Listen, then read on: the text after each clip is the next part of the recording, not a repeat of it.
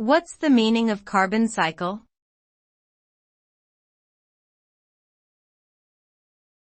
Carbon cycle.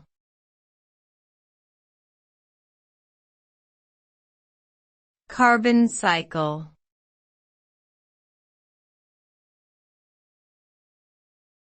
Carbon cycle.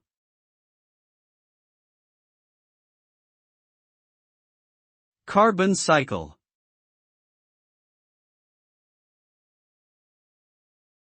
The carbon cycle is the process by which carbon moves between living organisms, the atmosphere, and the Earth's crust.